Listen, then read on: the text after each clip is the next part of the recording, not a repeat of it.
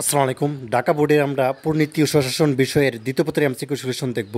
Set code ক নাম্বারটা রয়েছে, তো অন্যান্য সেট কোডের সাথে এটা একটু মিলিয়ে নেবে। আচ্ছা, এখানে দেখো 1 নাম্বার দ্বৈত শাসন প্রবর্তন করেন, এটা হচ্ছে তোমাদের হচ্ছে এখানে তোমাদের হচ্ছে গ নাম্বারটা হবে, ঠিক আছে। এবং তারপর হচ্ছে তোমাদের 2 নাম্বার, এটা হচ্ছে গ নাম্বার লর্ড কার্জন হবে। এবং তারপরে 3 নাম্বার, এটা হচ্ছে গ নাম্বারটা হবে ব্রিটিশ ইস্ট ইন্ডিয়া কোম্পানি। এবং 4 নাম্বারটা হচ্ছে তোমাদের এটা কী হবে, গ নাম্বার 1900 দুঃখিত, এটা 1793 হবে। আচ্ছা, 5 নাম্বারটা হবে গ নাম্বারটা উত্তর পূর্বাঞ্চল, মানে শেষেরটা হবে। 6 নাম্বার এটাও গ নাম্বারটা, 7-এরও গ নাম্বারটা হবে। এরপর দেখো 8 নাম্বার প্রশ্ন উত্তরটা কী হবে তোমাদের, 8 নাম্বার হবে তোমাদের এখানে দেখতে পাচ্ছ গ নাম্বারটা হবে ধর্মীয়। 9 নাম্বার গ নাম্বার হবে জমিদারি প্রথা উচ্ছেদ। আচ্ছা, 10-এর হচ্ছে ক নাম্বার হবে 1935। আর 11 হচ্ছে গ নাম্বারটা দ্বিজাতি তত্ত্ব।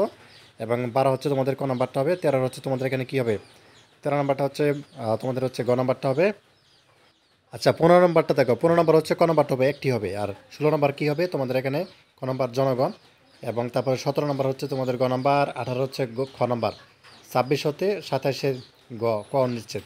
আচ্ছা, 19-এর খ নম্বরটা হবে মৌলিক অধিকার। আচ্ছা, 20-এর গ নম্বরটা হবে অর্থাৎ ফরাজি আন্দোলন। 21-এর হচ্ছে গ নম্বরটা হবে, 22-এর হচ্ছে তোমাদের এখানে গ নম্বর। এবং তারপরে হচ্ছে তোমাদের দেখো 23 নাম্বার, 23 নাম্বারটা কী হবে, 23 নাম্বার হচ্ছে তোমাদের ক নাম্বার হবে অধ্যাপক আবুল কাশেম। আচ্ছা, 24 নাম্বারটা খ নাম্বারটা হবে 3 ডিসেম্বর। আচ্ছা, তোমাদের এখানে তারপর রয়েছে আচ্ছা, তারপর দেখো 25 নাম্বার, এটা হচ্ছে তোমাদের গ নাম্বার। 26-এর অর্থাৎ মহাহিসাব নিরীক্ষক। 27-এর ক রাষ্ট্রপতি। আচ্ছা, 28-এর হচ্ছে গ নাম্বার 11 এপ্রিল এবং 1972। তারপর দেখো 29 ক নাম্বার হবে দুর্নীতির প্রসার। 30 নাম্বারটা গ নাম্বার, মানে 3টা অ্যান্সার। তো এই ছিল ঢাকা বোর্ডের পরিণতি বিষয়ে এমসিকিউ সলিউশন। ধন্যবাদ সবাইকে, আল্লাহ হাফেজ।